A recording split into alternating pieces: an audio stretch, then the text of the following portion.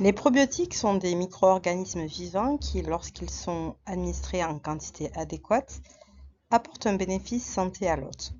Mais attention, en dermofonctionnel, leur rôle dépasse largement la sphère digestive. Certains probiotiques modulent la réponse immunitaire, renforcent la barrière cutanée ou encore diminuent les médiateurs de l'inflammation impliqués dans les pathologies chroniques de la peau. On peut donc utiliser les probiotiques par voie orale pour équilibrer le microbiote intestinal, réduire l'inflammation systémique et réguler l'axe neuro-immunocutané, et dans certains cas, par voie topique, pour renforcer le microbiote cutané directement, surtout dans les peaux sujettes à eczéma ou à la dermatite atopique. Ce qu'il faut retenir ici, tous les probiotiques ne se valent pas. Leur effet est souche dépendante et c'est la bonne souche au bon patient pour le bon objectif qui fera la différence. Prête à découvrir les familles les plus intéressantes en dermatologie fonctionnelle? Cette slide résume comment un déséquilibre du microbiote intestinal ou dysbiose peut déclencher ou aggraver des troubles cutanés via plusieurs mécanismes bien identifiés. Premier mécanisme, la libération de LPS, des toxines bactériennes en cas de dysbiose. Les LPS activent les récepteurs TOL4, ceux qui stimulent la production de cytokines pro-inflammatoires comme les interleukines 6 ou les interleukines 1 bêta. Et cela se manifeste directement au niveau cutané par une inflammation visible. Deuxième axe, la perméabilité intestinale. Quand la barrière intestinale est altérée, des antigènes passent dans la circulation, ce qui va stimuler les mastophytes, très présents dans la peau, et peut provoquer du prurite ou des poussées d'eczéma. Troisième facteur, la baisse des acides gras à chaîne courte, comme le butyrate. Ils sont indispensables pour maintenir les Treg qui freinent l'emballement immunitaire. Donc leur diminution, perte de tolérance, et le système immunitaire surréagit, y compris dans la peau. Enfin, une prolifération de candida ou de clostridia augmente la charge toxique, favorise l'oxydation de l'histamine et libère des substances irritantes. Ce qu'il faut retenir, un intestin déséquilibré envoie des signaux pro-inflammatoires à tout l'organisme, y compris à la peau. C'est pourquoi la modulation du microbiote intestinal est un levier incontournable dans les troubles cutanés chroniques. Cette slide résume les profils de dysbiose fréquemment rencontrés chez les patients atteints de pathologies cutanées chroniques. Commençons par la dermatite atopique. Chez ces patients, on observe souvent une baisse de bifidobactéries bénéfique pour l'immunité et une surreprésentation de Clostridium en genre pro-inflammatoire. Dans le psoriasis, on retrouve souvent une diminution de Faecalibacterium proxytni, une bactérie clé pour la production de butyrate anti-inflammatoire et une augmentation des colis, potentiellement inflammatoires. En cas d'acné, les profils dysbiotiques sont dominés par un SIBO, c'est-à-dire une prolifération bactérienne de l'intestin grêle, une présence excessive de candida et une baisse de lactobacillus, qui joue un rôle protecteur. Pour la rosacée, on retrouve également un SIBO, souvent associé à un Helicobacter pylori et un excès de protéobactéries qui peuvent altérer la barrière intestinale et favoriser l'inflammation systémique. Enfin, dans l'urticaire chronique, il existe très fréquemment une hyperperméabilité intestinale, une présence de candida et une activité réduite de la DAO, une enzyme qui dégrade l'histamine. Résultat, accumulation d'histamine, d'hypersensibilité cutanée. Ce qu'il faut retenir, chaque pathologie cutanée chronique a son propre profil de déséquilibre intestinal avec une bactérie manquante, d'autres en excès, parfois des levures ou des perméabilités accrues. Corriger cette dysbiose ciblée peut améliorer les symptômes cutanés de la manière durable. Le microbiote cutané est fragile. Il peut être perturbé par de nombreux facteurs: pollution, cosmétiques agressifs, alimentation, stress ou encore antibiothérapie locale ou orale. Lorsque cet équilibre est rompu, certaines espèces deviennent dominantes et déséquilibrent l'écosystème. C'est ce qu'on appelle une dysbiose cutanée.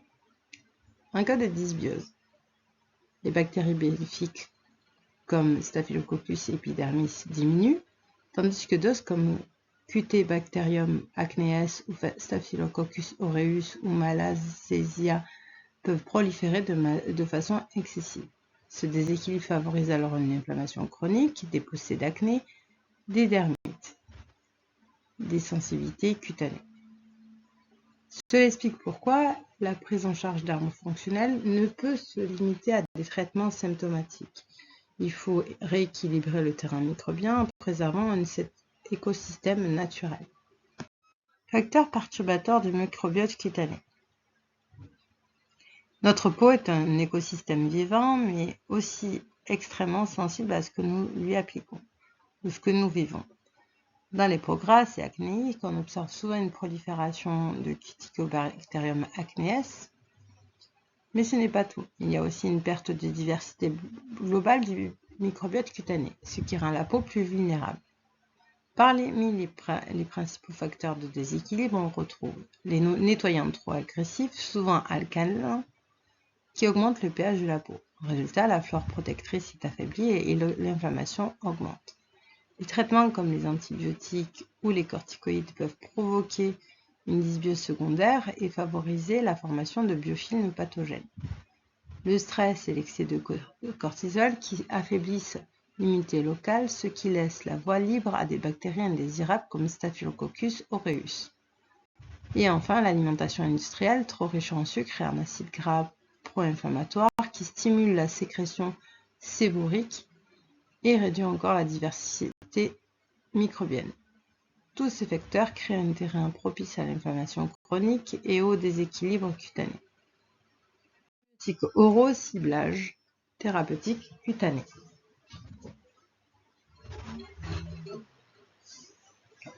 Aujourd'hui, plusieurs souches probiotiques sont clairement documentées pour l'impact sur la santé cutanée. Voici quelques exemples. Lactobacillus rhamnosus LGG, reconnu pour une amélioration du terrain atopique, notamment l'eczéma, il agit en augmentant les Treg et en diminuant les IgE, ce qui favorise une meilleure tolérance. Bifidobacterium breve, particulièrement intéressante dans la dermatite atopique et l'atopie infantile. Lactobacillus plantarum indiqué dans l'acné, l'inflammation et les troubles de la perméabilité intestinale. Bifidobacterium longum efficace pour moduler le stress cutané et améliorer la tolérance et accompagner les rosacées. Lactobacillus reuteri très utile en cas de candidose ou de déséquilibre du microbiote buccal et digestif. Enfin, Saccharomyces boulardii, une levure probiotique qui est bien documentée dans les SIBO, les infections à Clostridium difficile et certaines rosacées associées. En pratique, on privilégie une approche multisouche et le terrain global, si le terrain global est dysbiotique, notamment avec une perméabilité intestinale, fatigue ou inflammation chronique. Mais si l'on vise un effet thérapeutique précis, une monosouche bien choisie peut suffire. Posologie et forme de probiotiques oraux.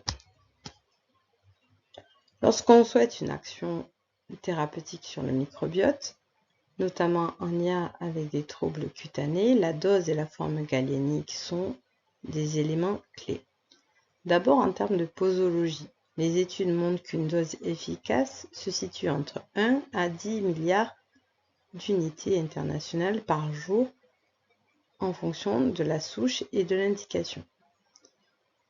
Dans certains cas les plus sévères ou résistants, on peut aller jusqu'à 50 milliards par jour, mais toujours avec prudence et en tenant compte du terrain.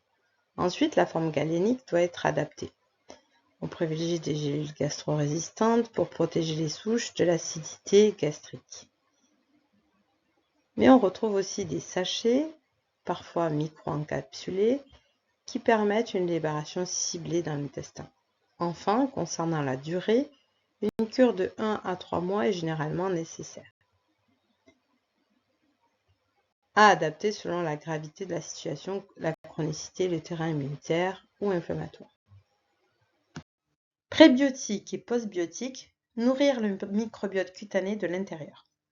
Après les prébiotiques, intéressons-nous aux prébiotiques, ces fibres fermentescibles qui servent de nourriture aux bonnes bactéries intestinales et indirectement à notre peau. Plusieurs molécules sont bien documentées.